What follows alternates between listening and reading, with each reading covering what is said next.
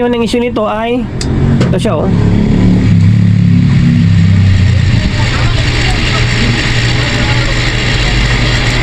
Ito hindi nakasentro to. Wala na yung original na knob nya. Nakaprotect yung channel 2. Okay. Nakaprotect itong channel 2. Yung channel 1 is good. Lumang luma. Oh, mapapansin nyo hindi na siya kulay itim. Kulay brown na yung kalawang. Pati itong mukha nya oh. Concert K4. Yan, by the way, shoutout and then maraming salamat sa may-ari nito na pinagkatiwalaan tayo na gawin yung unit nila. Namili pa ba tayo ng gawa eh? Wala eh, pinagkatiwala sa atin to. Ngayon, ang issue nito ay ito siya oh.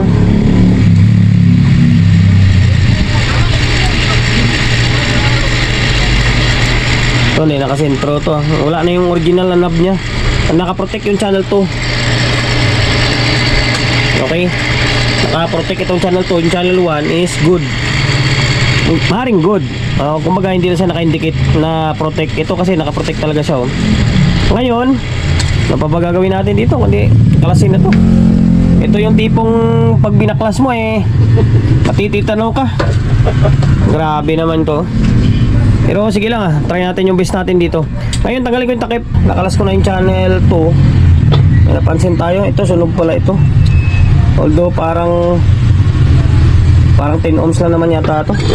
Pati kabilang channel yo. Sunog din oh. Sunog din siya. Pati kabila. Pasensya na, GoPro kasi gamit natin ngayon, kaya medyo madilim siya ng konti. Ngayon, ang kuha natin dito kung bakit nakaprotect siya. Kalasin natin to, silipin natin, baka may putol na linya o ano man. Okay? Nakalas ko na siya oh. And then first move, i-check natin dito ay itong fast recovery diode ah. Okay, dito hindi naman short to eh. Okay, hindi naman short to. Okay naman, good naman yung diode, meaning buo yun dito sa ilalim. Ngayon dito tayo sa taas. Yung nasunog na to is 10 ohms lang ito. Yan, 10 ohms na 1 watt lang. Nakaparallel yan dito sa may mylar na 104. Ngayon, ang hanapin dito ay kung bakit hindi siya nagre-relay or nakaprotect siya. Ngayon ano kayo diskarte? Check ko to. Yung diode muna tayo. Ito sa diode. Okay, hindi rin shorted to. Tapos itong isa kapares nya. Okay, hindi rin short. Tapos dito 18 volts to eh. Okay, goods din ito. Tapos ito goods din. Ba't ganun? Okay, balik ko nga muna. Kailangan kasi umilaw tong dalawa na to oh. Kailangan umilaw yan. Tapos mag-relay. Although palitan ko nga, kahit mamaya na palitan tong na to, papalitan ko na agad pala habang nakabaklas pa. 10 ohms. Binalik ko na muna. Itong supply hindi natin babalik to. Tapos itong 10 ohms pinalitan na rin to ah. Ngayon kailangan is umilaw itong dalawang ilaw. Yung ilaw na to, tapos ito kailangan umilaw yan dalawa. Okay. Pansinin natin ha. Okay, nag-trigger ang relay. Dito hindi pa rin nag-relay ito. Tapos naka-protect pa rin siya oh. Ngayon yung ilaw, ito umilaw to sa taas. Sa baba wala. Yan oh, wala oh. Yan, ibig sabihin may problema. Yung 160 yan, 160 na. Pero sige, alamin na lang natin kung bakit hindi umilaw. May problema. Dapat ilaw yan pero sila parehas eh. Diba? Na-analyze ko na siya. Chinik ko na halos lahat ng pyesa dito buo. Ngayon sabi ko baka dito may problema. Dito dito sa may supply na to. Ito yung supply niya eh. Yung 160 dito. Tapos yung supply ng relay dito. Ayan, ito tsaka dito. Yung kinuha ko muna ito dito ah. Inangat natin dito tapos in-inject natin dito para malaman natin kung ilaw yung dalawang ilaw na yan. Kapag umilaw yan, meaning walang problema to. Ang problema is nasa supply talaga. Okay? Yan, in-inject natin to, inihang natin muna dito. Ngayon, pansinin nyo, on ko. Ay, gumana yung fan. Umilaw lahat to. Umilaw to. O, nag-trigger ang relay. Nag-trigger din relay. Ulitin natin. Okay, ulit. O, nag-trigger ang relay. Narinig nyo? Tapos umiilaw siya, oh. Meaning, good yung amplifier natin. Ang problema, dito sa power supply. Baka may mga linya na naputol dyan. Okay, kalasin natin to. Babira na yan. Ito, nabaklas na natin yung board. Ngayon, confirm. Mayroon palang lumiyab na linya rito. Ito, putol, oh. Yan, putol to. Putol ito, tapos putol ito. Papunta yan dito sa may kabilang channel. Okay, putol siya. Ito to, putol to. Tapos ito putol. Yan, papunta naman to dito. Putol, oh. Yan, tapos ito putol din to. Mula dito papunta sa may dito, tatawid din naman siya dito diretso. Papunta rin dito. Wala pala yung, kaya pala nawala yung supply eh. Ngayon ang gagawin natin, i-jump lang natin to. Mula rito, rekta na natin papunta rito. Okay, rekta na natin. Mula rin dito, papunta rito, i-jump lang natin. Lalagyan natin ng wire na para sigurado. Ulit 3 linya yung naputol. Okay, punta rito. Sige, i-wiring natin. Putol lang linya pala. Ang ginawa natin ay ito na, ginamp na natin to. Medyo awkward man siya pero wala, gagawin mo talaga tong ganitong diskarte para mabuhay lang siya. Tapos bali ito, malapit na rin maputol, oh. Kaya nag-jump na rin tayo. Tapos binarnish natin to, kaya makita nyo kumikintab na siya. Para yung cladding is matatakpan ulit. Paano kasi to, yung sa katagalan eh marupok na yung cladding niya.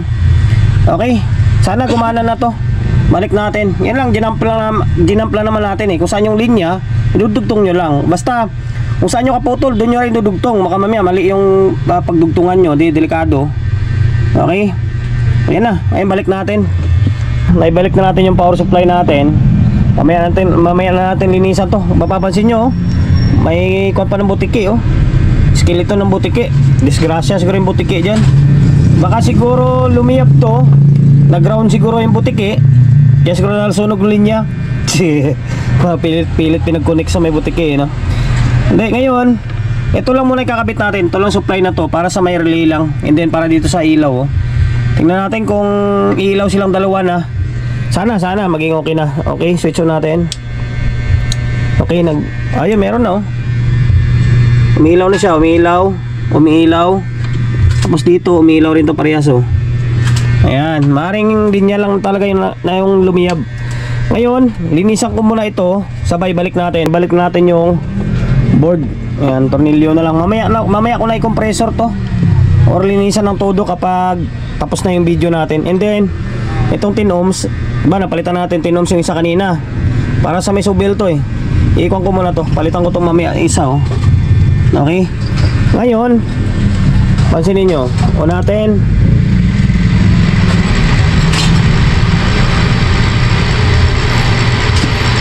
Okay. O, ayan. Lumagay-tick na yung relay. Nawala na rin yung protect nya, oh. Diba? Nawala na yung protect. Normal na yan. Umiilaw. Yan lang pala tandaan ko eh. Kapag umiilaw dyan, ibig sabihin working siya. Ngayon, may input na nakakabit. Okay, volume natin. Yun, oh, meron na siya, oh. Umiilaw-ilaw na siya, oh. Channel 1. Channel 2, channel 1. Oh, yan, meron. Ngayon, lagyan natin ng speaker. Hindi nakakabit yung speaker eh. Sana. Teka lang, kabit ko muna yung speaker. Na-sprayan na natin to ng compressor. Kaso, wala na tayong magawa dyan sa mga puti-puti na yan. Okay, ito 10 ohms. Napalitan natin to, ah. Ito. Yan, napalitan na to. 10 ohms to dito. Tapos yung isa yan, 10 ohms din yan. Nakakonect yan sa may mylar na 104 to ground. Speaker to ground. Ngayon,